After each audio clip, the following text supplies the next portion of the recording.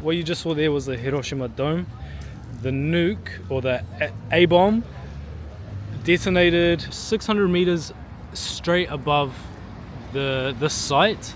This used to be the old, I think, CBD, where everything was going on, and everything within 2 k's of the site was instantly vaporized. Honestly, that is insane. 200,000 people just like this, boom, gone, vaporized. To just think 200,000 people just instantly vaporized is insane. Hiroshima has like a real old school vibe to it. To just even have this site still standing, and you can see there's like some modern little structure developments that helps with the structure and keeping everything up. We found ourselves at the Hiroshima Peace Museum. It was $2.50 or something per ticket, which is awesome value. You can spend as long as you want there, and the source material they have is incomparable. It's nothing like online, from video logs to pictures hand-drawn by people on ground zero and their real-life accounts. Primary school teachers, nurses, the whole lot. And thinking about having to deal with children in that time is insane. So if you find yourself in Hiroshima, I heavily recommend coming to check it out. You can spend however long that you choose to spend, and you'll come out on the other side realizing it's not as easy as just pressing a big red button to drop a bomb on. You really have to think about the livelihood and the lives of civilians. The A-bomb that dropped on Hiroshima, we as humans have created bombs hundreds and thousands times more powerful than that, which is insane. That's tracking you. The sakura's here. Wow. So since we're so further south, everywhere like Kyoto, Tokyo, I still think they got another week in them until they start blooming, because these guys, some of them are blooming, like, but they're fresh, and then there's still, I'll say maybe like 30% of the trees still yet to bloom. Yeah, what do you reckon? Yeah, they definitely still have a little bit to go, like another week at least. At least another week. Because then look at these. Still got buds on them. Still got buds, sticky buds, but heaps of people, how do you say it? Is it enjoying hanami, or like practicing? Enjoying hanami? Enjoying hanami, or like yeah, it's like an activity. It's like seeing flowers, but there's heaps of people enjoying it. Yeah, massive groups. Seeing some with skewers, eating some meat skewers, drinking lots of beer. Super fun, super cool. Okay, we're gonna go, maybe we'll go to the hall. Oh, we just done, was it the Peace Museum? That was insane. That was actually insane. You can see pictures all over Google and stuff, and I've seen like a lot of pictures when I've been doing my own research and stuff like that. But just, I don't know, like seeing an IRL in a museum setting is just nuts, eh? Like incomparable, like the amount of pain and hurt from this one specific situation that's just truly just absolutely obliterated the city. They're very proud in keeping their history straight. Free admission this way. Yeah, they're very proud in that, and they advocate for nuclear free weaponry because of how inhumane and everything, it just smells like caca here. But I'll put you guys out when we're there. This is another part of the Hiroshima Peace Museum Memorial. This was built to honor the people affected by the bomb. One thing that they had in common was the surviving people, if they didn't get taken out by the initial blast. All of them were craving water, going up to soldiers, going up to other people helping out, craving water, I need water. So that's why you see the fountain there in the middle. It's to signify to those souls that after they have perished, they can drink from that fountain. And it's a little quiet moment where people can reflect on part of what those souls had to go through.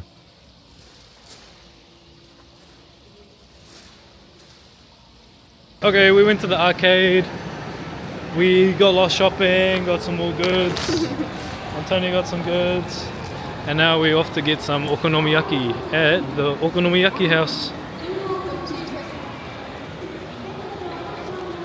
It's such a nice vibe. It's pretty flat, spacious, chill, bustling, illuminated, everything that you want and need without bumping, playing bumper cars and stuff, but all good. I'm hungry. Antonia's starving. She's skin and bones. And now we're off. Okay, getcha. Hey, we are finally back in the hotel. It is my favorite hotel so far because this place is absolutely insane. But we pulled up to the okonomiyaki house. I'll chuck all that we done up there. After making okonomiyaki myself, my one specifically way more pancakey.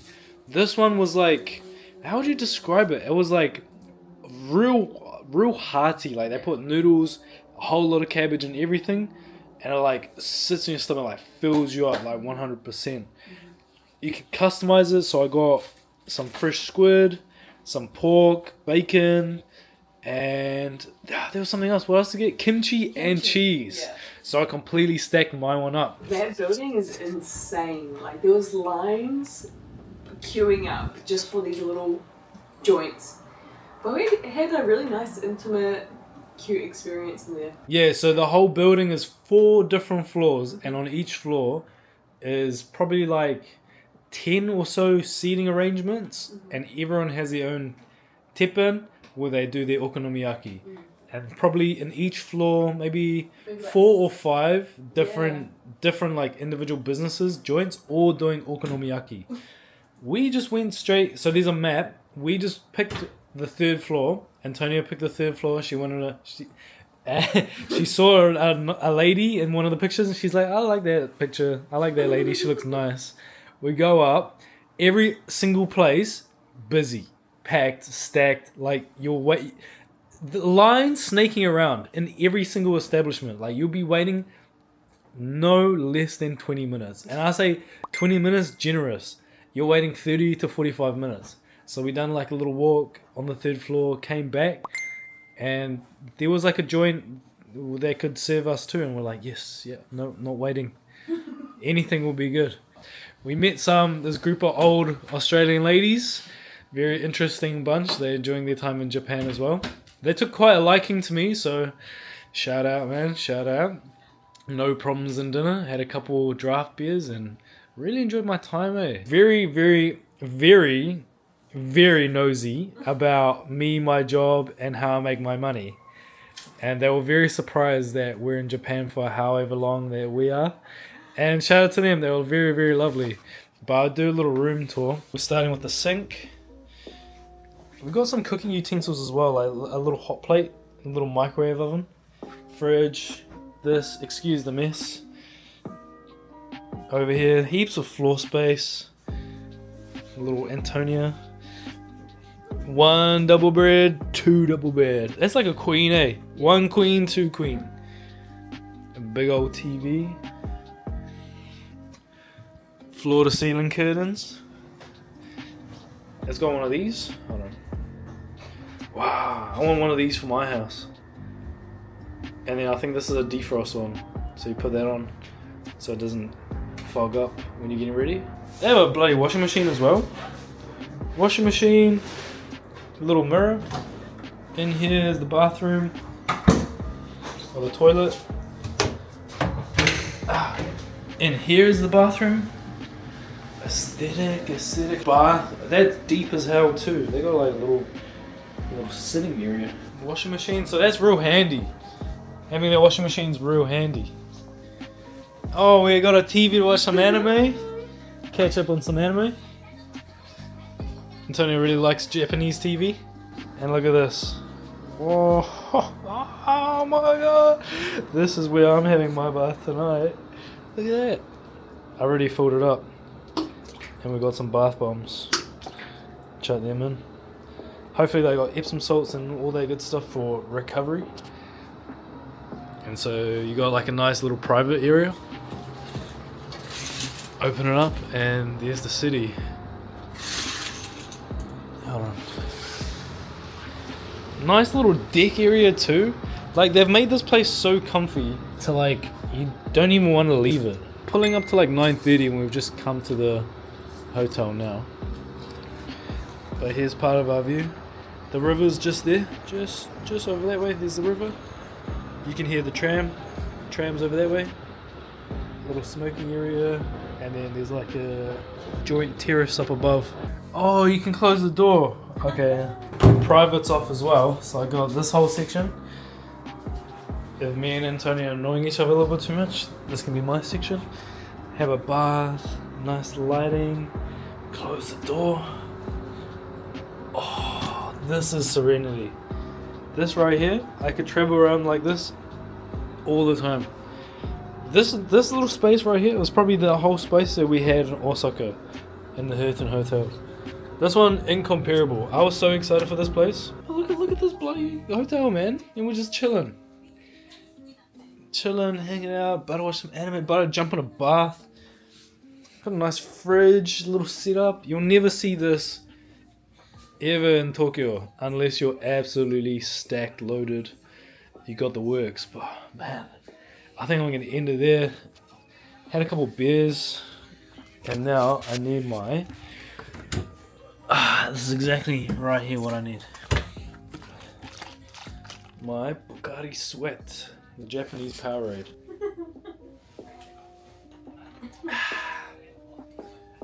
But I reckon I'll leave you guys there. I need to jump in my bath and hang out, chill out. So make sure you like up the video, share to a friend, sub up. Already, day one Hiroshima, it's different, eh?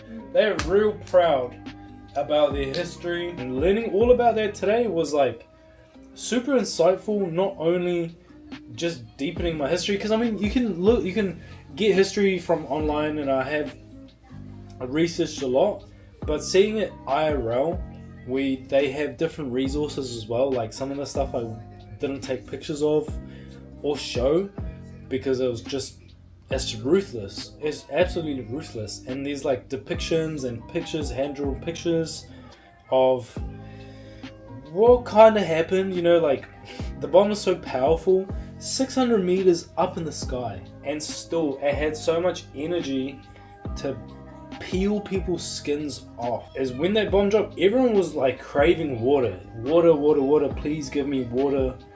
And just nuts. The river by the A-bomb standing building, that river, when the bomb dropped, everyone went to the river to try and like drink heaps of water and stuff like that, and that whole river was filled with the people that perished, dead bodies floating. And wow, I don't want to end it on like that kind of note. The people are super proud, that advocate for zero nuclear weaponry because of how inhumane it is. They are such a advocator.